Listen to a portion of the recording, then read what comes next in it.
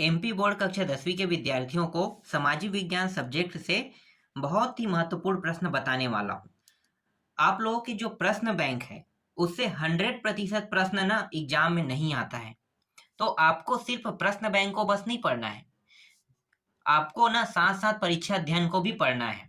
तो इसमें कौन कौन से प्रश्न को पढ़ोगे कि आपके एग्जाम में सारे प्रश्न फंस जाए, तो मैं उसी हिसाब से आपको पढ़ाऊंगा। ठीक है, मैं प्रश्न बैंक को भी यहाँ पे ऐड करूंगा और साथ ही साथ परीक्षा अध्ययन को भी। तो परीक्षा अध्ययन में कौन कौन से प्रश्न ऐसे हैं जो आपके एग्जाम में आ सकते हैं, तो जो आईएमपी प्रश्न है उनको मैं आपको बताऊंगा। पूरा नहीं पढ़ना है आपको, कुछ ही प्रश्नों को पढ़ना है। तो जो मैं बताऊंगा सिर्फ उसके हिसाब से ही आपको तैयारी करना है। तो चलो शुरू करते हैं। तो देखो, पहला प्रश्न क्या है, अति लघुत्तरी प्रश्न दिया हुआ है और ये जो अध्याय है, ठीक है, इस अध्याय से 2 अंक के प्रश्न आएगा। जो आएगा मैं उसको बता रहा हूँ, अध्याय जानने की जरूरत नहीं है, फिर भी मैं अध्याय बता देता हूँ। ये अध्याय 1 है, संसाधन और विकास है। संसाधन और विकास से कौन कौन से प्रश्न आएगा तो देख लेते हैं। 2 प्रश्न आएगा, दो दो अंक का, तो मतलब 4 अंक के प्रश्न आएगा। तो 4 अंक के प्रश्न में कौन कौन से प्रश्नों को पढ़ोगे तो वही जानकारी मैं यहाँ पे आपको बताने वाला हूँ। ठीक है, तो ये प्रश्न बैंक से देखते हैं। तो प्रश्न बैंक में देखो, पट्टी कृषि किसे कहते हैं। उत्तर क्या होगा, मध्य हिमालय के सोपान अथवा सीढ़ीदार कृषि की जाती है। बड़े खेतों को पट्टियों में बांटा जाता है। फसलों के बीच में घास की पट्टियां उगाई जाती है। ये पौनों द्वारा जनित बल को कमजोर करती है। इस तरीके को पट्टी कृषि कहते हैं। उत्तर है ये इसका, पहले प्रश्न का। दूसरा प्रश्न देखते हैं।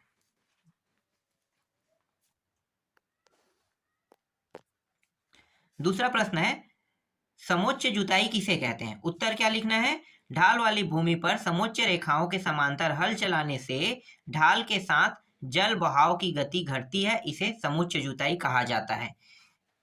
चादर अपर्दन किसे कहते हैं। उत्तर लिखना है, कई बार जल वृष्टि क्षेत्र को ढके हुए ढाल के साथ नीचे की ओर बहता है। ऐसी स्थिति में इस क्षेत्र की ऊपरी मृदा घुलकर जल के साथ बह जाती है, इसे चादर अपर्दन कहते हैं। इसी तरह से है, राष्ट्रीय संसाधन किसे कहते हैं। तकनीकी तौर पर देश में पाए जाने वाले सभी संसाधन राष्ट्रीय संसाधन कहलाते हैं। मृदा निम्नीकरण से क्या आशा है। उत्तर क्या लिखना है, मृदा को कृषि योग्य न रहने देने की प्रक्रिया को भूमि निम्नीकरण या मृदा निम्नीकरण कहते हैं। मानवीय क्रियाकलापों के कारण न केवल भूमि की निम्नीकरण हो रहा है, बल्कि भूमि को नुकसान पहुंचाने वाली प्राकृतिक ताकतों को भी बल मिला है। उत्पत्ति के आधार पर संसाधन के प्रकार लिखिए। तो 2 प्रकार, जैविक संसाधन, अजैविक संसाधन। जैविक संसाधन हम किसे कहते हैं, जैव संसाधन की प्राप्ति जीवमंडल से होता है और इसमें जीव व्याप्त है, जैसे मनुष्य, प्राणी जात। और वे संसाधन जो निर्जीव वस्तुओं से बने हैं अजैव संसाधन कहलाते हैं, जैसे चट्टान, धातु आदि हैं। कृषि के लिए अनुपलब्ध भूमि के कोई 2 बिंदु लिखिए। तो उत्तर लिखो, 2 बिंदु लिखना है, एक तो बंजर तथा कृषि योग्य भूमि और दूसरा गैर कृषि प्रयोजनों में लगाई गई भूमि, जैसे इमारतें, सड़क, उद्योग आदि हैं। इसी तरह से सकल कृषि क्षेत्र कौन सा है, कौन सा कहलाता है। तो उत्तर क्या लिखना है, कृषि भूमि के कुछ भाग पर वर्ष में एक से अधिक बार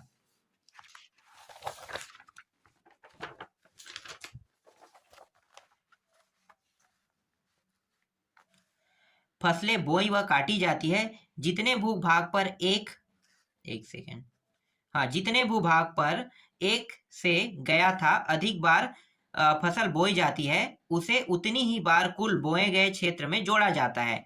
निवल बोया गया क्षेत्र सकल बोया गया क्षेत्र शुद्ध अथवा निवल बोए गए क्षेत्र से अधिक होता है। 9 है, मरुस्थलीय मिट्टी व जलोढ़ मिट्टी में कोई 2 अंतर लिखिए। तो उत्तर क्या लिखना है, 2 अंतर में ये दोनों लिखना है। पहला है मरुस्थलीय मिट्टी और जलोढ़ मिट्टी। ये मृदाएं आमतौर पर रेतीली और यहाँ पे लवण युक्त होता है। तो जलोढ़ मृदा में रेत, सिल्ट और मृत्तिका के विभिन्न अनुपात पाए जाते हैं। इस मृदा को सही तरीके से सिंचित करके कृषि योग्य बनाया जा सकता है। अधिक उपजाऊ होने के कारण गहन कृषि की जाती है। बांगर मिट्टी और खादर मिट्टी में दो अंतर लिखे। तो बांगर और खादर मिट्टी देखते हैं अंतर। तो देखो, यह ऊपरी मैदान की उच्च भूमि है, यह उत्तरी मैदान की निचली भूमि है। ऊंचाई के कारण बाढ़ का जल यहाँ तक नहीं पहुंच पाता। यह संपूर्ण भाग बाढ़ का मैदान होता है। ठीक है, आगे देखते हैं। मृदा अपरदन किसे कहते हैं? मृदा अपरदन के कोई दो कारण लिखे। देखो, मृदा के कटाव को मृदा अपरदन कहते हैं। यहाँ पे जो लिखा है वही उत्तर देखेंगे, और ठीक है, शॉर्टकट में भी लिख सकते हो। मृदा अपरदन मृदा के कटाव और उसके बहाव की प्रक्रिया को मृदा अपरदन कहते हैं। मृदा निम्नीकरण के दो कारण निम्न है। पहला है, पंजाब, हरियाणा, पश्चिमी उत्तर प्रदेश जैसे राज्यों में अधिक सिंचाई भूमि निम्नीकरण के लिए उत्तरदायी है। गुजरात, राजस्थान, मध्य प्रदेश और महाराष्ट्र में अति पशु चारण भूमि निम्नीकरण का मुख्य कारण है। एजेंडा 21 क्या है? उत्तर लिखो। यह एक घोषणा है जिसे 1992 में ब्राजील के शहर रियो डी जेनेरो में संयुक्त राष्ट्र पर्यावरण और विकास सम्मेलन यूनसेफ, यहाँ पे UNCED के तत्वावधान में राष्ट्राध्यक्षों द्वारा स्वीकृत किया गया था। इसका उद्देश्य भूमंडलीय सतत पोषणीय विकास हासिल करना है।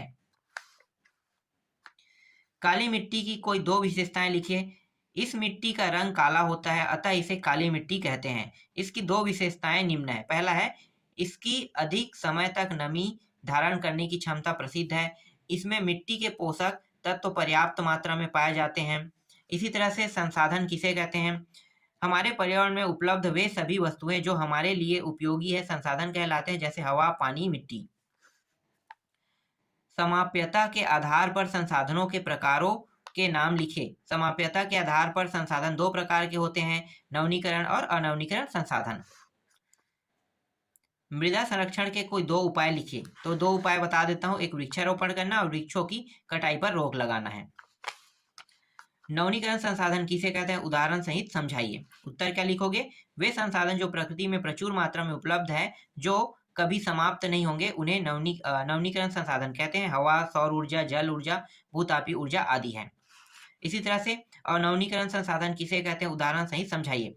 वे संसाधन जो लंबे समय तक उपयोग के बाद समाप्त हो जाए, जिन्हें फिर से पुनः उत्पन्न नहीं किया जा सकता, वे अनवीनीकरण संसाधन कहलाते, जैसे जीवाश्म ईंधन, धातु, ये सब है। इसके बाद देखो, मरुस्थलीय मृदा की कोई दो विशेषताएं बताइए। तो पहली विशेषता है, वे मृदाएं आमतौर पर रेतीली और लवण युक्त होते हैं। ठीक है, शुष्क जलवायु और उच्च तापमान के कारण जलवाष्प दर अधिक है और मृदा में हार्मोन्स और नमी की मात्रा कम होती है। नेक्स्ट प्रश्न देखो, जलोढ़ मृदा की कोई दो विशेषताएं लिखे। तो पहला है, जलोढ़ मृदा अधिक उपजाऊ होती है, इसलिए इस मृदा वाले क्षेत्रों में गहन कृषि की जा सकती है। दूसरा है, जलोढ़ मृदा पोटास, फास्फोरस और चूना युक्त होता है। तीसरा, दो ही गया था, दो ही लेना है, क्योंकि 2 नंबर के प्रश्न आएगा तो सिर्फ 2 लिखना है, 3 लिखने की जरूरत नहीं है। आगे देखते हैं। भारत में भू संसाधन का उपयोग किन उद्देश्यों से किया जाता है? कोई दो उद्देश्य लिखिए।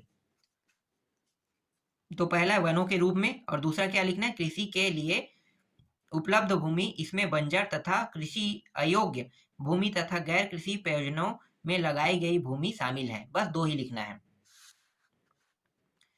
शुद्ध बोया गया क्षेत्र किसे कहते हैं? वह भूमि जिस पर फसलें उगाई व काटी जाती है, निवल बोया गया क्षेत्र अथवा शुद्ध बोया गया क्षेत्र कहते हैं। इसके बाद देखो, मृदा परिच्छेदिका का नामांकित चित्र।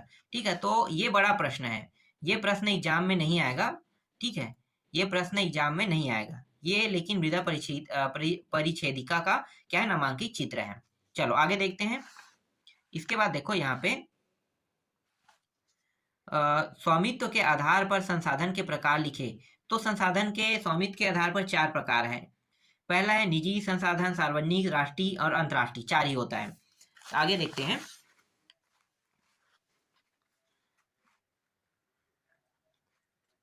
भारत में संसाधनों के संरक्षण के कोई दो उपाय लिखिए। ठीक है, दो उपाय लिखना है। तो डायरेक्ट आपको उपाय लिखना है और कुछ नहीं लिखना है। यहाँ पे जो लिखा है ना, इसको लिखने की जरूरत नहीं, याद करना है सिर्फ इन 2 उपायों को।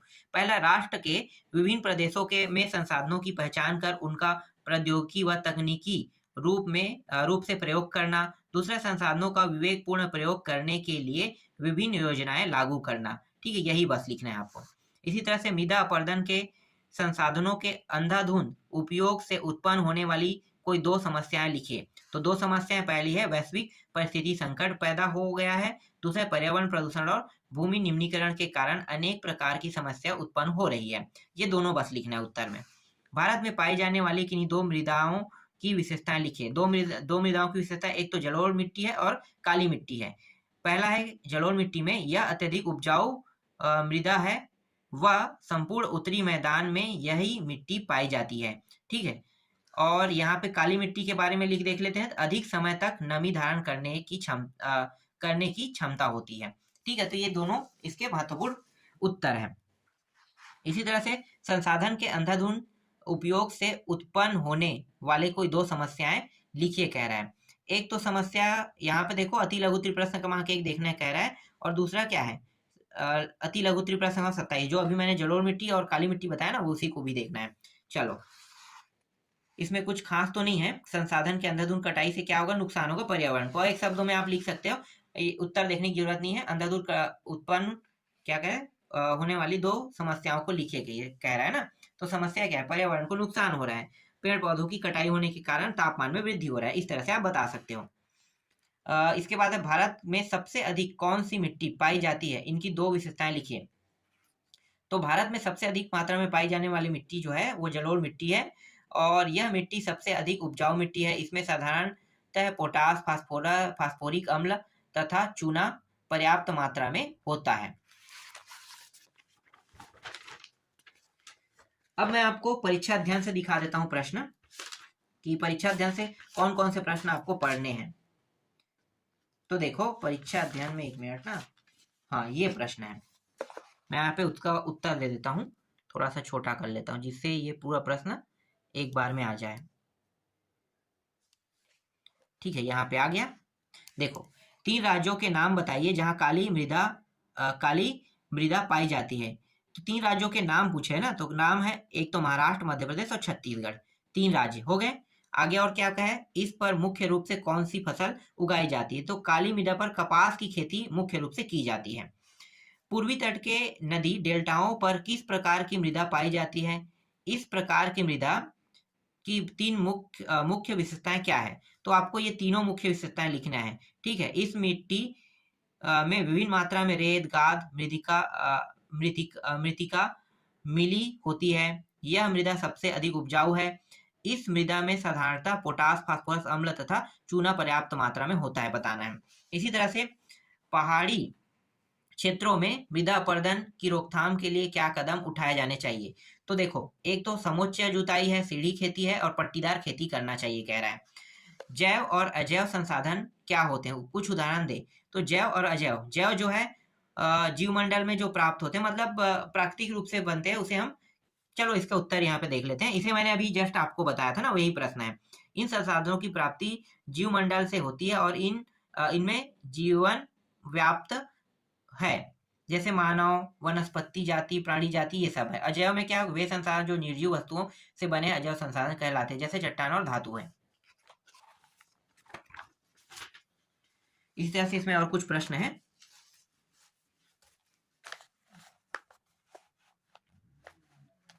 देखो, भारत में पाई जाने वाली मिट्टियों के नाम कह रहे हैं ना। तो जलोढ़ है, काली है, लाल मिट्टी है, लेटराइट है, मरुस्थली है, और पर्वतीय मिट्टी है। इन सभी का नाम लिखना है। मृदा अपरदन से क्या तात्पर्य है, मृदा के कटाव और उसके बाद की प्रक्रिया को मृदा अपरदन कहते हैं। पवन अपरदन किसे कहते हैं, पवन द्वारा मैदान और ढालू क्षेत्र से मृदा को उड़ा ले जाने की प्रक्रिया को पवन अपरदन कहा जाता है। इसी तरह समुच्च जुताई किसे कहते हैं, इसे मैंने अभी बताया था कुछ समय पहले। ठीक है, इसका उत्तर देख लो। संसाधन से क्या आशा है, पर्यावरण में उपलब्ध प्रत्येक वस्तु जो हमारी आवश्यकताओं की पूरा करने में प्रयुक्त की जा सकती है, जिसको बनाने के लिए प्रौद्योगिकी उपलब्ध है, एक संसाधन है। ठीक है, सतत पोषणीय विकास से क्या आशा है। तो ये पूरा इसका उत्तर लिखना है। सतत पोषणीय आर्थिक विकास का अर्थ है कि विकास पर्यावरण को बिना नुकसान पहुंचाए और वर्तमान विकास की प्रक्रिया भविष्य की पीढ़ियों की आवश्यकताओं की अवहेलना ना करे। इसी तरह से मृदा संरक्षण से आप क्या समझते हैं। तो मृदा संरक्षण से आप क्या समझते हैं? तो यहाँ पे मृदा के अपरदन या क्षय को रोकना ही मृदा संरक्षण कहलाता है। ठीक है, इसका पूरा उत्तर देख लेना। इसके बाद है बांगर क्या है। ठीक है, तो बांगर क्या है? तो पुरानी जलोढ़ मिट्टी को बांगर कहते हैं। ठीक है, इसका पूरा उत्तर भी देख लेना। तो इतने प्रश्न आपको पढ़ना पड़ेगा। ठीक है, तब आपको पूरे में पूरे नंबर इस अध्याय से मिलेगा और आगे नहीं देखना है। बाकी चीज तो मैंने बता दिया। ठीक है, तो परीक्षा अध्ययन में बस इतना ही। लघुत्तरी को नहीं पढ़ना है, एक भी प्रश्न लघुत्तरी से नहीं पढ़ना है, नहीं आपको दीर्घोत्तरी से एक भी प्रश्न पढ़ना है। ठीक है, ये छोड़ दो। आगे आते हैं, अध्याय 2 में आते हैं। तो अध्याय 2 से जो प्रश्न आएगा वो आएगा 1 नंबर और 3 नंबर के आएगा। तो हमें 1 नंबर और 3 नंबर को भी पढ़ना है। तो अध्याय 2 देख लेते हैं। अध्याय 2 में है, यहाँ पे देखो, वन एवं वन्य जीव संरक्षण दिया हुआ है। ठीक है, वन एवं वन्य जीव संरक्षण। तो इसमें जो 1 नंबर के प्रश्न है उसको देख लेते हैं। सही विकल्प चुनकर लिखिए। ठीक है, यहाँ पे देखो, वे उत्पादक जिन पर सभी जीव निर्भर रहते हैं क्या कहलाते हैं? तो सभी जीव जिन पर निर्भर रहते हैं उसे हम कहते हैं प्राथमिक उत्पादक कहते हैं। ठीक है, प्राथमिक उत्पादक, यहाँ पे आ जाए उत्तर। इसी तरह से थोड़ा सा बड़ा कर लेता हूँ और ठीक है, अब स्पष्ट दिखाई देगा। वन्य जीवों के आवास रक्षण हेतु पहला कानून बनाया गया था। तो उत्तर आपको लेना है यहाँ पे, वन्य जीव संरक्षण अधिनियम 1972 में पहला कानून बनाया गया था। नर्मदा सागर परियोजना से किस राज्य का वन क्षेत्र प्रभावित हो रहा है? तो उत्तर आपको लेना है मध्य प्रदेश, क्योंकि मध्य प्रदेश से नर्मदा नदी गुजरती है। शांत घाटी का संबंध किस राज्य से है? तो उत्तर क्या लेना है? आपको लेना है केरल से है। सरिस्का बाघ रिजर्व परियोजना किस राज्य में स्थित है? तो उत्तर आपको लेना है राजस्थान में स्थित है। पूर्वोत्तर और मध्य भारत में वनों की कटाई का प्रमुख कारण? तो उत्तर क्या लेना है? उत्तर आपको लेना है यहाँ पे स्थानांतरित के लिए ये लेना है। निम्नलिखित में से स्थायी वनों का सर्वाधिक क्षेत्र किस राज्य में स्थित है? तो उत्तर आपको लेना है मध्य प्रदेश में स्थित है। इसी तरह से रिक्त स्थान देख लेते हैं। तो रिक्त स्थान में देखो, छोटा नागपुर क्षेत्र में खालिस्तान जनजाति निवास करती है। तो छोटा नागपुर क्षेत्र में मुंडा व संथाल। तो यहाँ पे क्या लेना है आपको? मुंडा व संस्थाल, ये आ जाएगा। स्थायी वन क्षेत्रों का सर्वाधिक क्षेत्र कहाँ पे है? मध्य प्रदेश में है। प्रदेश। भारत में सघन वन का क्षेत्र कितना है? तो 12.2% है। ठीक है, इसी तरह से सही जोड़ी मिलाओ देख लेते हैं। तो देखो, सही जोड़ी मिलाओ में बीज बचाओ आंदोलन हुआ था, नवदायन में हुआ था। तो यहाँ पे इसको इसके साथ मैच कर लेना है। ठीक है, चिपको आंदोलन जो है, पेड़ों पर चिपक जाता था ना, पेड़ को काटने के लिए आते थे तो पेड़ पे चिपक जाते थे, उसको हम कहते हैं चिपको आंदोलन। तो ये वनों से संबंधित है। तो यहाँ पे देखो, वन की कटाई के रोकथाम के लिए संयुक्त वन प्रबंध, तो यहाँ पे आ जाएगा 1988 आ जाएगा। सर्वाधिक वन क्षेत्र जो है वो मध्य प्रदेश है, और भारतीय वन अधिनियम 1972 में पारित हुआ था। ये इस तरह से सही जोड़ी भी मिला लिए। इसी तरह से देखो, यहाँ पे सत्य असत्य में आते हैं। तो सत्य असत्य, ओडिशा राज्य ने संयुक्त वन प्रबंधन का पहला प्रस्ताव पास किया। ठीक है, ये सत्य है क्या? सत्य है। इसी तरह चिपको आंदोलन हिमालय प्रदेश में चलाया गया था, ये सत्य है। इसके बाद है सरिस्का बाघ रिजर्व मध्य प्रदेश राज्य में स्थित है, ये असत्य है। ठीक है, ये सरिस्का जो है वो कर्नाटक वाला है ना। देश के कुल भौगोलिक क्षेत्र का 24.56% हिस्सा वन आवरण के अंतर्गत आता है, तो ये सत्य है। भारत और नेपाल देश को बाघों का आवास स्थल माना जाता है, ये भी सत्य है। भारतीय वन जीव संरक्षण अधिनियम 1972 में लागू किया गया था, तो ये सत्य है। इसी तरह से आरक्षित वनों को सर्वाधिक मूल्यवान माना जाता है, ये भी सत्य है। ठीक है, इसके बाद एक शब्द एक वाक्य में उत्तर देख लेते हैं। टिहरी में किसानों द्वारा कौन सा आंदोलन चलाया गया था? तो इसे कहते हैं बीज बचाओ आंदोलन। बीज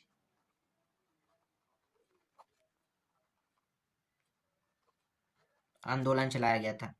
भारत में स्थानांतरी मतलब झूम खेती मुख्यतः किन क्षेत्रों में की जाती है? तो उत्तर पूर्वोत्तर और मध्य भारत।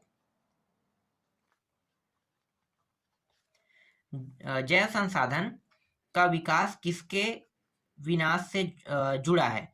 तो उत्तर क्या लेना है? सभ्यता और संस्कृति। तो उत्तर यहाँ पे ले लेना है सभ्यता और संस्कृति। जगह नहीं तो लिखते नहीं बनेगा, मैं ऐसे ही बता रहा हूँ अब आपको। छोटा नागपुर क्षेत्र की जनजाति किसकी पूजा करती है? तो छोटा नागपुर जो जनजाति है वो महुआ व कदम के पेड़ की पूजा करता है। इसी तरह से पांचवा है, भूमि पर पाए जाने वाले सबसे तेज स्तनधारी जीव है चीता। श्लेष और वर्ण किससे संबंधित है? तो श्लेष और वर्ण जो है वह स्थानांतरित कृषि से संबंधित है। इसके बाद है, विकासशील देशों में पर्यावरण विनाश का मुख्य दोषी किसे माना जाता है? तो अत्यधिक व बढ़ती जनसंख्या को माना जाता है। नेक्स्ट है, टिहरी में किसानों द्वारा किया गया आंदोलन का नाम लिखिए। तो इस आंदोलन का नाम है बीज बचाओ आंदोलन। ठीक है, बीज बचाओ आंदोलन। चलो अब मैं यहाँ पे आपको सामाजिक विज्ञान के जो परीक्षा अध्ययन है ना उससे भी प्रश्न दिखा देता हूँ। दोनों मिला के आपको पढ़ना है। तो यहाँ पे कौन कौन से प्रश्न हैं, इसमें भी ऐसे ही बहुत सारे प्रश्न हैं, ज्यादा नहीं पढ़ना है आपको। देखो यहाँ पे ये सारे प्रश्न देखना है। इनमें से कौन सा संरक्षण तरीका समुदाय की सीधी भागीदारी नहीं करता है? तो उत्तर आपको क्या लेना है? उत्तर आपको लेना है यहाँ पे वन्य जीव पशु विहार। ठीक है, ये होगा। एक सेकंड, इसे थोड़ा छोटा कर देते हैं। ठीक है, अब ये दिखाई दे रहा है, ये आ जाएगा। इसी तरह से जैव विविधता के संदर्भ में भारत में विश्व की कितने प्रतिशत जैव उपजाति पाई जाती है? तो उत्तर आपको लेना है 8%। भारत में कितने स्तनधारी के लुप्त होने का खतरा है? तो उत्तर लेना है आपको 20%। भारत में वन्य जीव सुरक्षा अधिनियम ये 1972 आ जाएगा। स्थानीय वनों का सर्वाधिक क्षेत्र किस प्रदेश में है? तो मध्य प्रदेश में। इसके बाद है, स्थायी वनों का सर्वाधिक क्षेत्र किस प्रदेश में है? तो आपको उत्तर लेना है यहाँ पे, हाँ ये तो हो गया मध्य प्रदेश।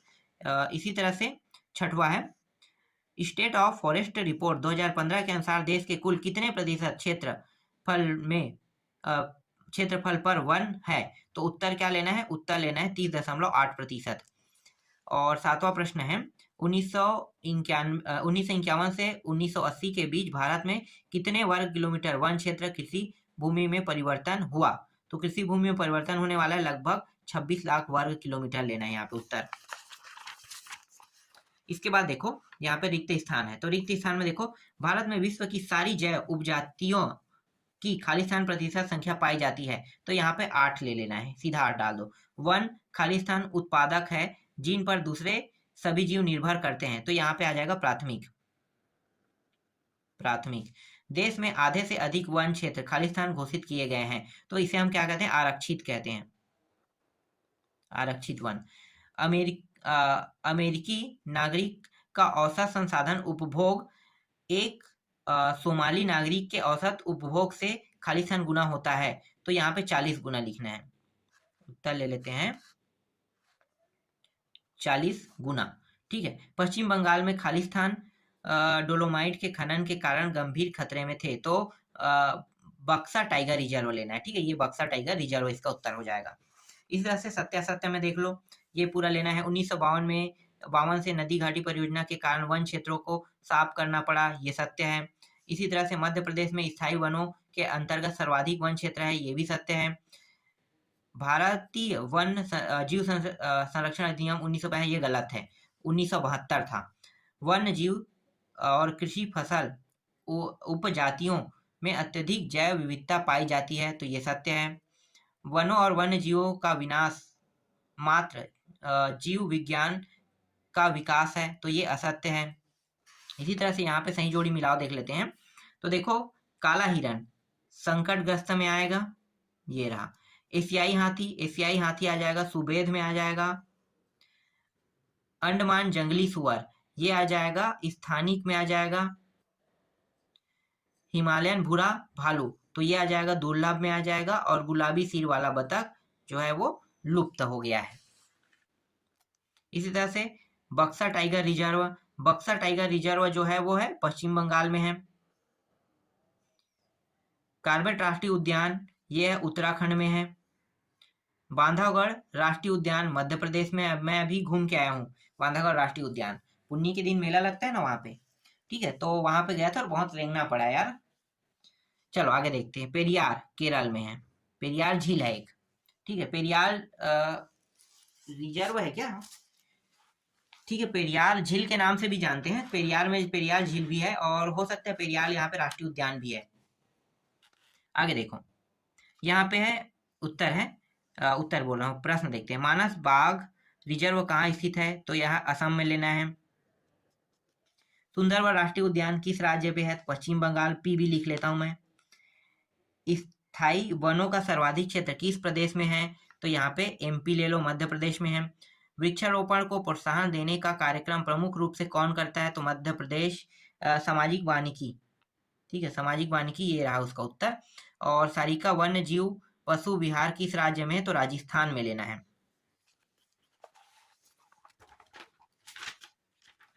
इसके बाद देखो, जो प्रश्न आपके एग्जाम में आएगा उसको देख लेते हैं, ठीक है, ये परीक्षा अध्ययन से मैं बता रहा हूँ, उसके बाद मैं प्रश्न बैंक से भी बताऊंगा। तो देखो, आरक्षित वन, आरक्षित वन क्या है? देश के आधे से अधिक वन क्षेत्र आरक्षित वन घोषित किए गए। जहां तक वन और वन्य प्राणियों के संरक्षण की जाती है, आरक्षित वनों को सबसे अधिक मूल्यवान माना जाता है।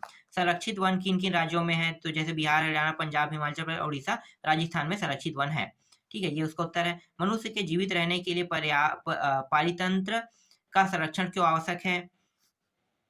तो उत्तर देखो, पारितंत्र के अंतर्गत आने वाले पौधे तथा जीव जंतुओं में गहरा संबंध होता है और यहाँ पे मानव भी अपने अस्तित्व एवं विकास के लिए पारितंत्र के जीव जंतुओं और वनस्पति पर आश्रित हो जाता है। पारितंत्र से छेड़छाड़ करने से अत्यंत गंभीर परिणाम हो सकता है, अतः पारितंत्र का संरक्षण आवश्यक है। इसी तरह से पेड़ के विषय में गौतम बुद्ध ने क्या कहा?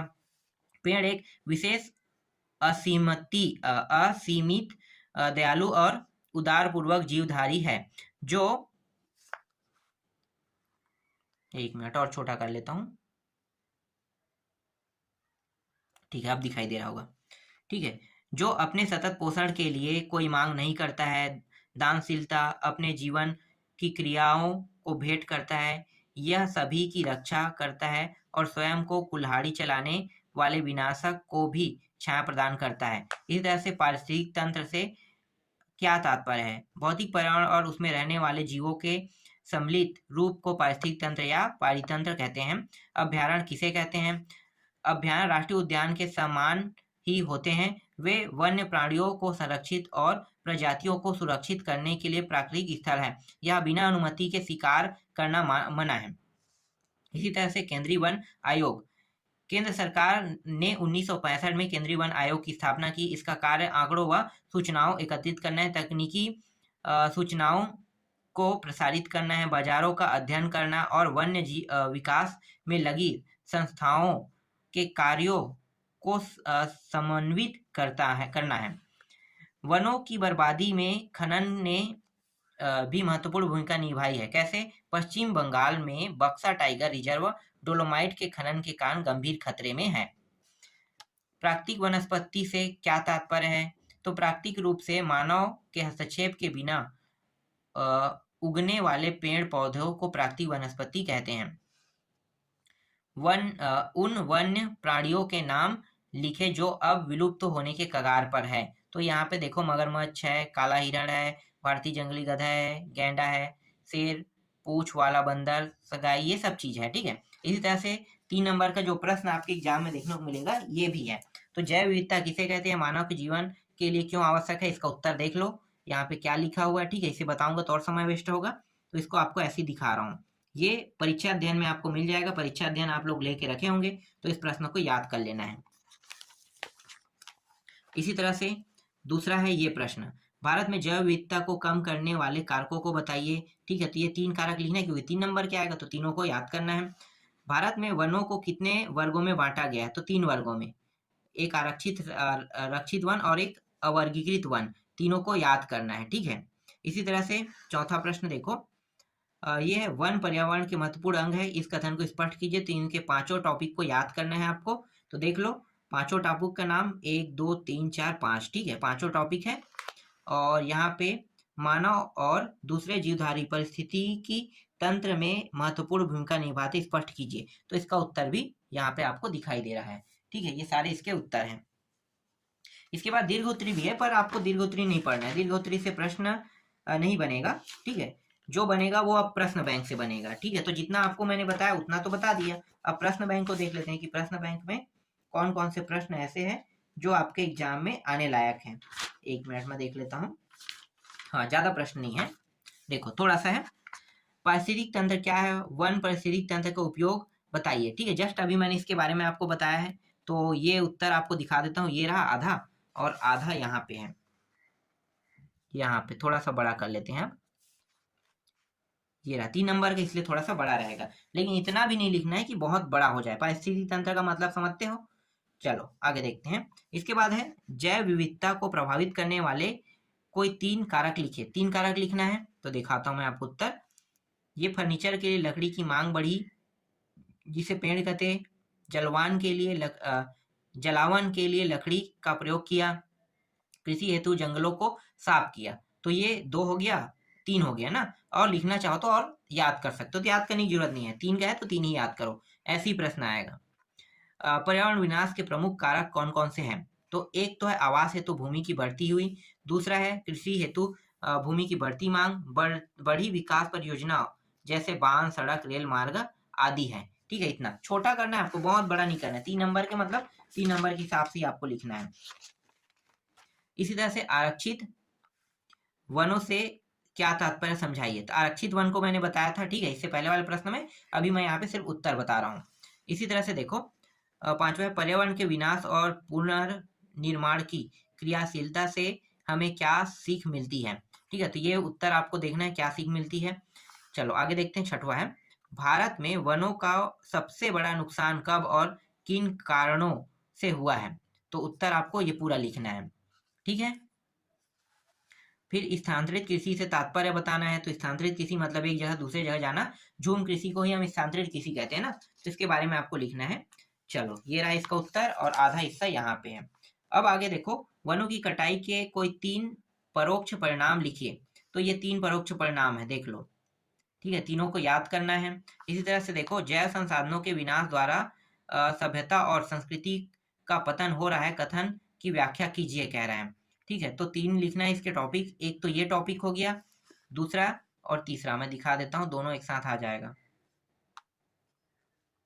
ठीक है। इतना ही लिखना है, बहुत ज्यादा नहीं लिखना है। यहाँ तक कंप्लीट कर देना, 3 टॉपिक हो जाएगा, ठीक है। आगे देखते हैं।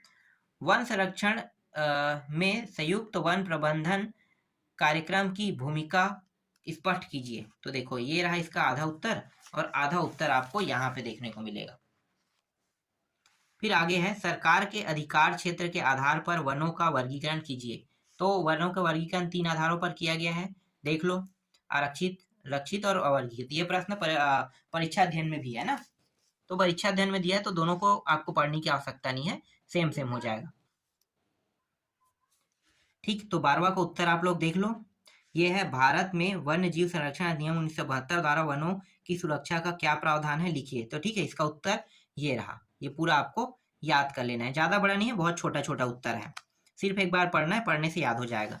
इसी तरह से देखो यहाँ पे है 13वां प्रश्न, भारत में वन संरक्षण के कोई 3 उपाय लिखिए कह रहा है, ठीक है। 3 उपाय, तो एक तो ये आपको याद करने की जरूरत नहीं है, सीधा याद करना है ये वाला, ठीक है। ये राजस्थान के अलवर जिले से 5 गांव के लोगों ने 1200 हेक्टेयर भूभाग को भौरोदेव डाकव को अभ्यारण्य घोषित कर दिया, ठीक है। तो ये वाला है यहाँ से, दूसरा ये, और एक और दिखाता हूँ।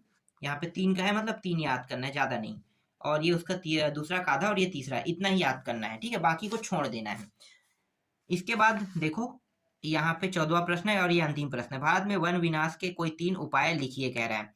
तो यहाँ पे देखो बड़ी विकास परियोजना को लागू करना, ठीक है, ये सब चीज है। तो ये इस तरह से अभी मैं आपको 2 अध्याय तक के पूर्ण कंप्लीट क्वेश्चन दे रहा हूँ, और आगे मैं छांटने के बाद मैं आपको जल्द ही और बता दूंगा, ठीक है, ढूंढने के बाद।